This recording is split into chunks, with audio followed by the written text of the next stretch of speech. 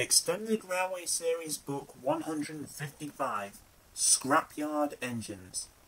Written by Simon Martin. Adapted in this narration by High Lane Depot. At your service.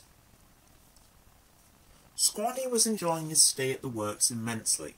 Since the Squaddy appeal had gone so well, the works did a lot of testing on the old Bull Pacific to make sure his new valve gear was up to scratch.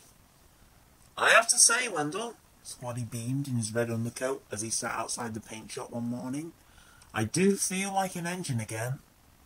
Wendell laughed. Ah, you should do.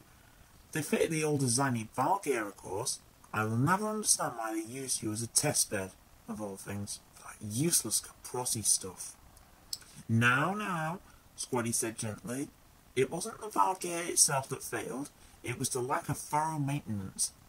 Speaking of which, he said, looking over to the outer news line, would your driver mind if you pull me alongside Nosy for a bit?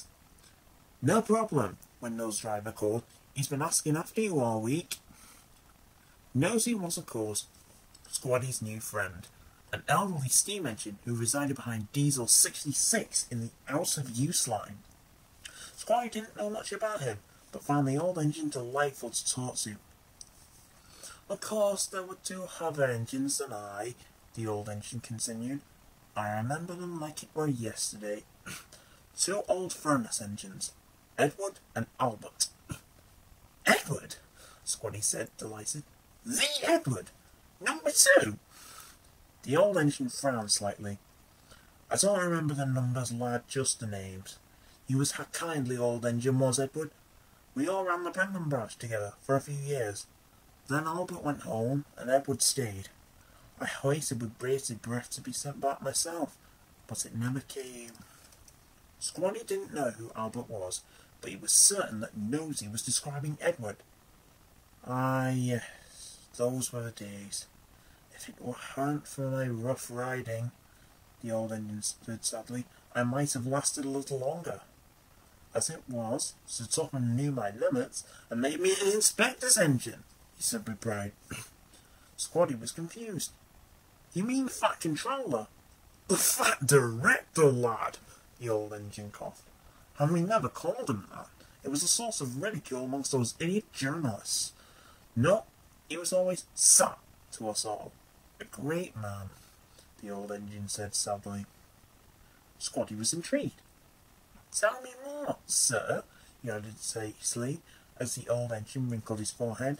But what was your name back then?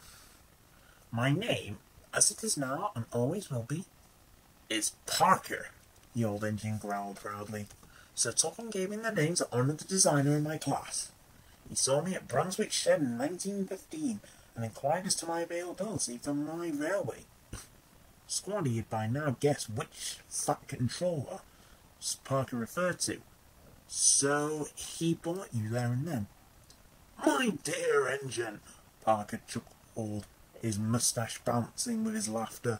He knew the railway had the money. Nay, he borrowed me. When the great grouping of railways happened in 1923, he asked my new railway if they wanted me back. They did not, he said indignantly. They did not, sir. I therefore hold the dubious honour, Parker allowed himself an ironic smile, of being the first engine borrowed for the railway, and last of the borrowed bought. Ah, yes, the old engine shed a small tear of laughter. He was a great man, Topham.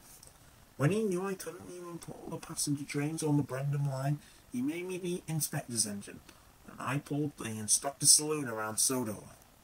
Let me see, that must have been around 1930. He's always sure to say hello to me when he saw me here at the works. The old engine lowered his eyes sadly. I do miss him so. When he died, they gave me the honour of pulling his funeral train. I pulled the old inspector's saloon and a parcel van. I'm sure if he were around, he'd be proud of. But surely you'd have been withdrawn by then, Squaddy asked. Oh yes, but the railway restored me especially for the occasion, Parker said. I enjoyed a quiet life outside the works for a while, polished every day, and then of course times changed. and they shooted me up and left me here. And they left you here all that time? Squaddy said with wonder. Yes, sir. It's always the way. The old make way for the young.